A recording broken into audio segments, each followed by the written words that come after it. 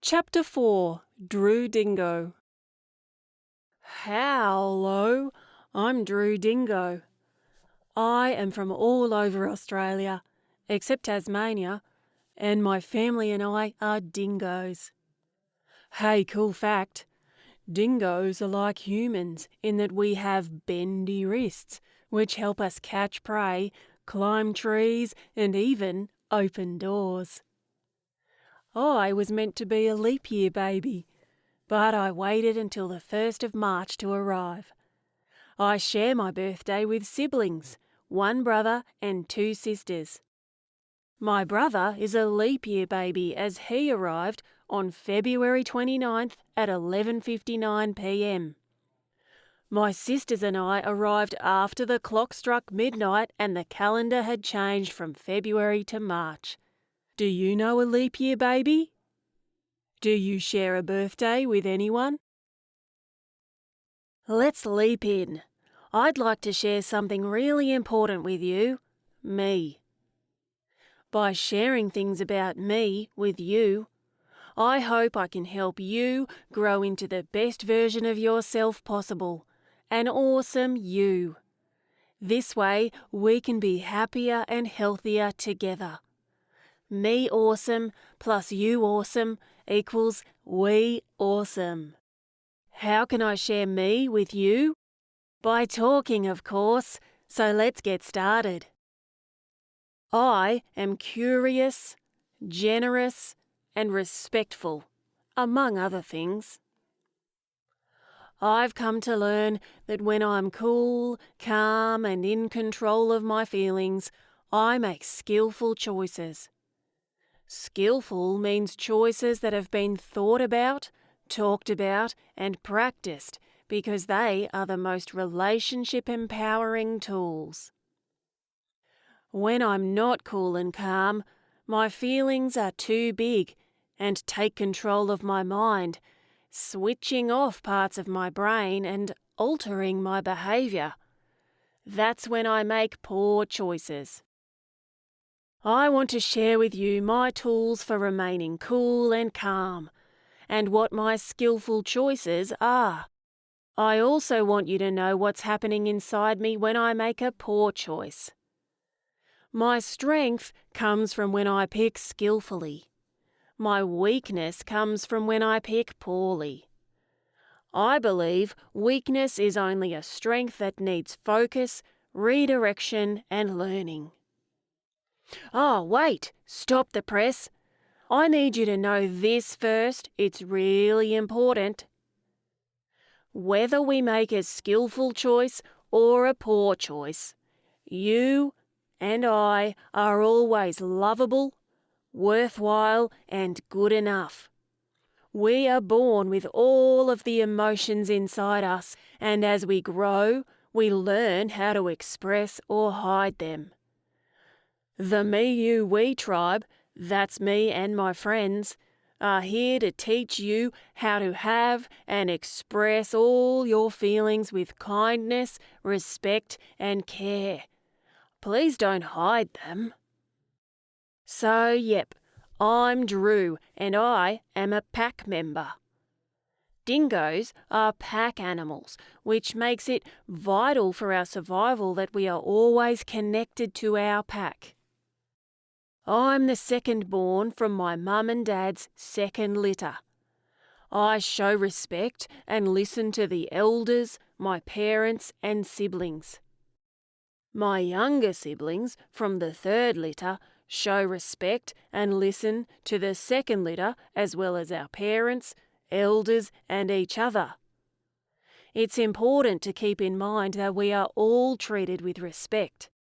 We might be a pack, but we don't view older as better and younger as less. We are all deserving of love, respect and care. All our howls are heard, valued and appreciated. Does your pack listen, value and appreciate your voice? Part of my role within my pack is to care for my younger siblings and to make sure that if one of them makes a poor choice, the others don't follow. I teach them to support and care for the one having a hard time and to teach them how to make a more skillful choice next time. The word teach is vital to a dingo pack. We need to be together, learning, adapting and surviving. Alone and isolated from others, like being put in a room by myself, we would not be learning the necessary survival skills, nor does it fill in the gaps where I'm lagging in skillful tools, and that usually doesn't end well. I'd like to ask you a question. Have you heard the stories about us dingoes being killing machines? If you have, I'm really sorry to know that. I hope you haven't labelled me a killing machine, as that doesn't describe me very well at all.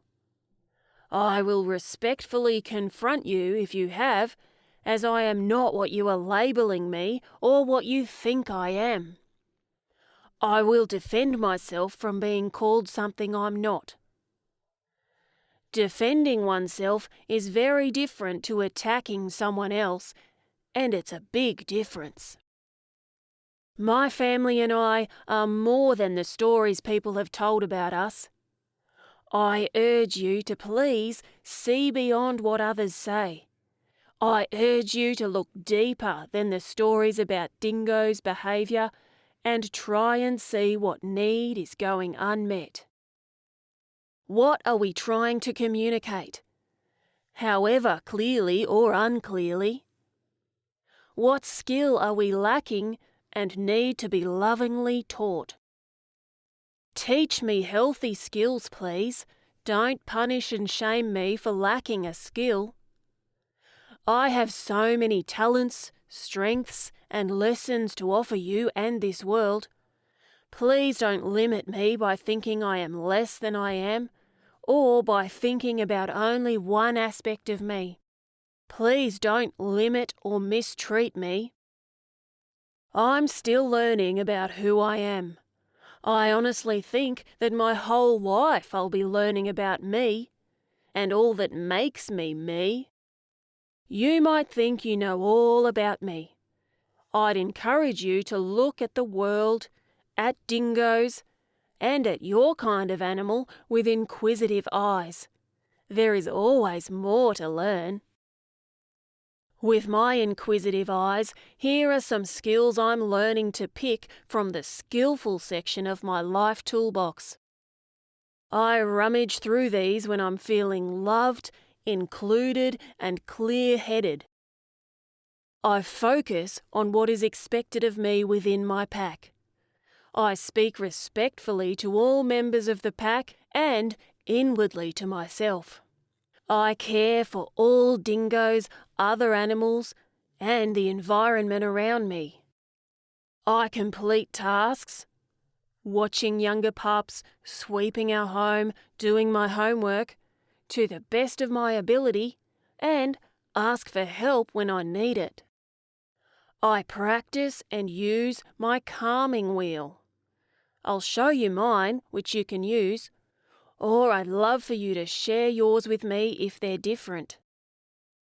I use a redo and repair when I or someone in the family, home, school, and community is struggling and our interactions aren't adding more love and kindness.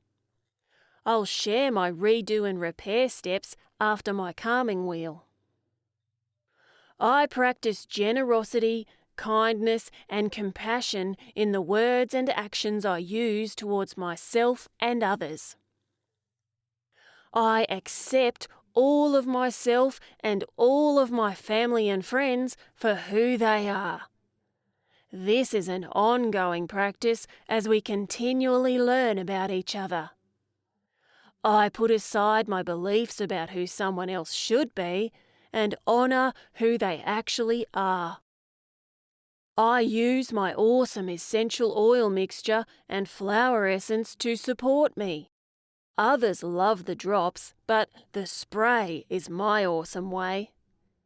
They are key staples in my Calm Kit box, as they help me find a sense of belonging and clear-headedness.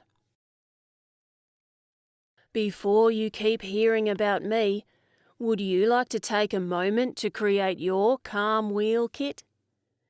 You see, I use my wheel to pick 5 strategies and put all the items I need in one box, which is in sight and easy to use. You could do the same, and your whole family can create their own boxes. Would love to see and hear what strategies your family pack choose. If you'd rather do that later and keep listening now, that's cool as well. I'm going to share with you what happens when I can't get access to my skillful toolbox. I get stuck in the poor choice toolbox when I'm feeling mistreated, ignored, or unloved. These are the times when I'm out of skills and don't see any other options. Ending up here is not my first choice. I don't like being here or feeling this way. I accept that I will be here at times as all emotions are within me. After all, even adults struggle with emotional regulation at times, and their brains are fully developed. When I'm lagging in skillful options, I ignore the rules of my pack. I yell and scream at my parents and teachers.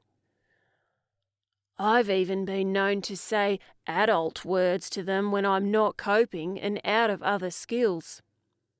My redo and repair option seems non-existent, and I just continue down the track of rupturing relationships and hurting others. I believe I'm not good enough at anything.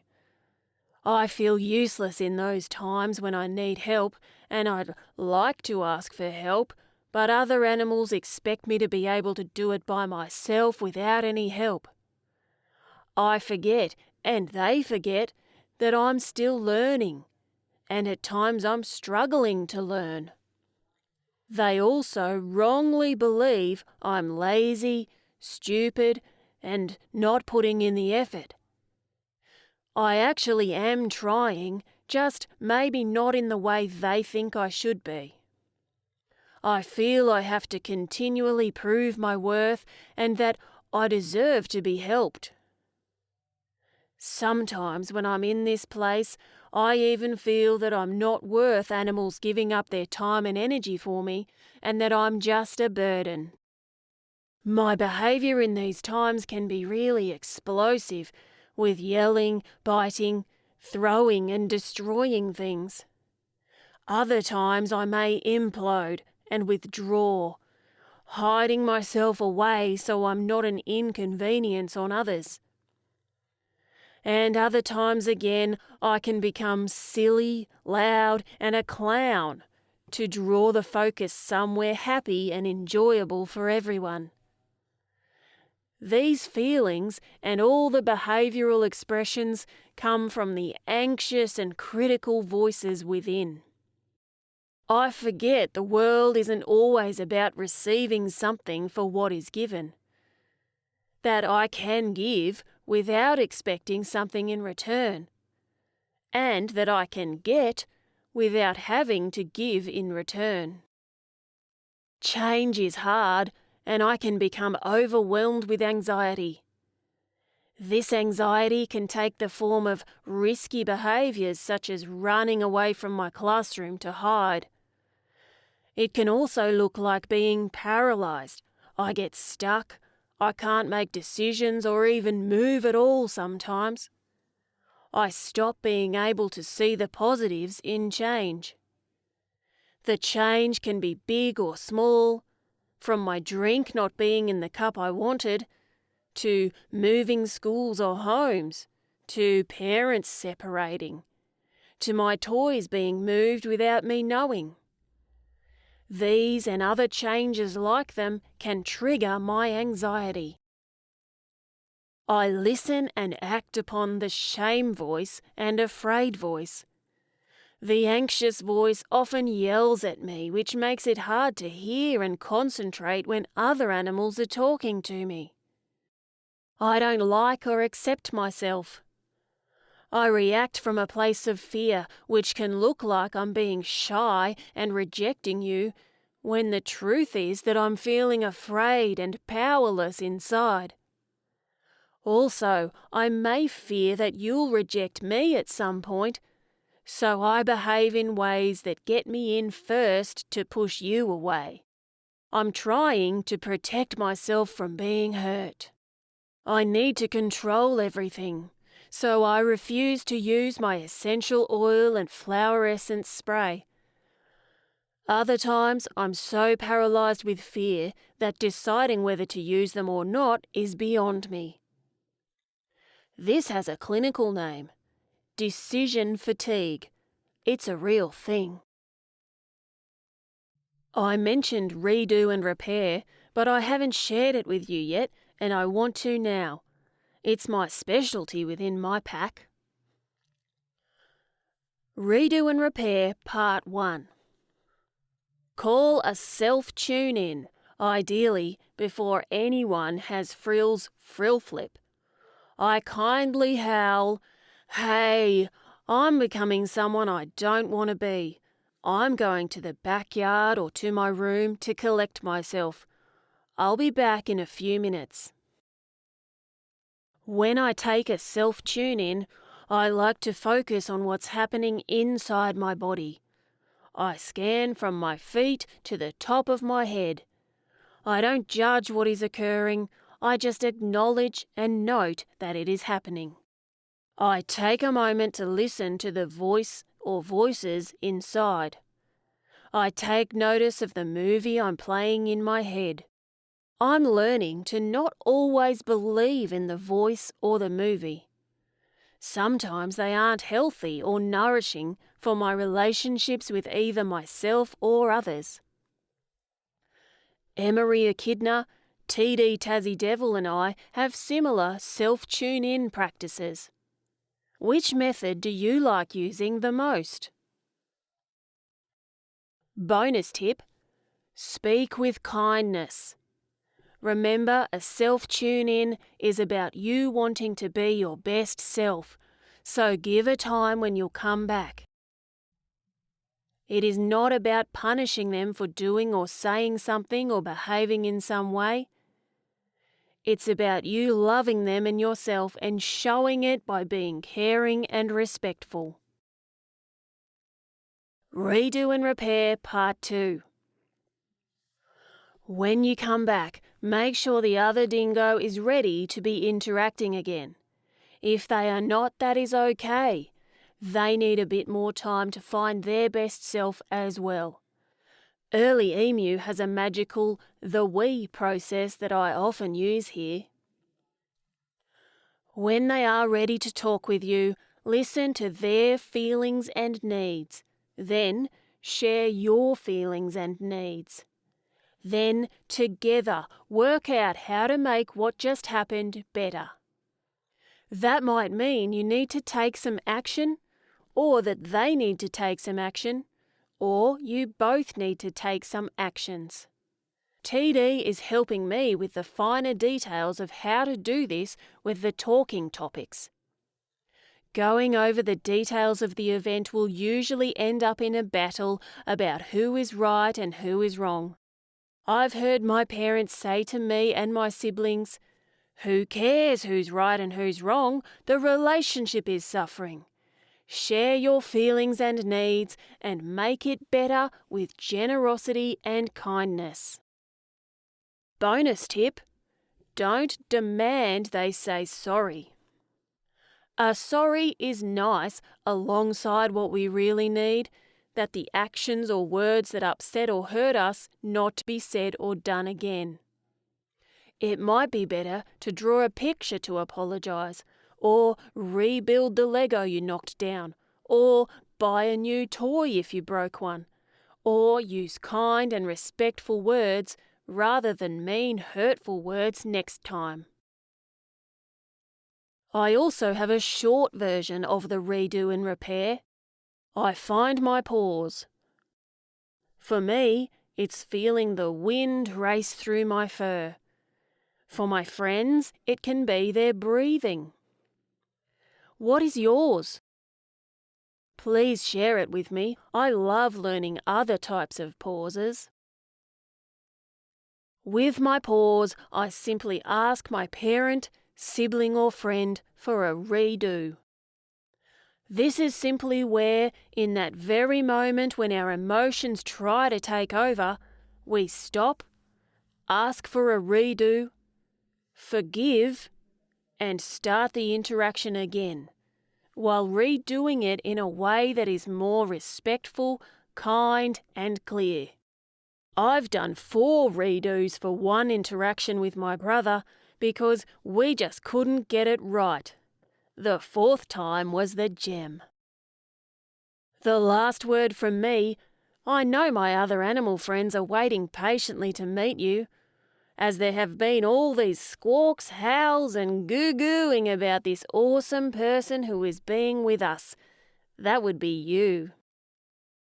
So thank you, really, thanks. My time with you has been fabulous. I hope you've learned some things about and from me.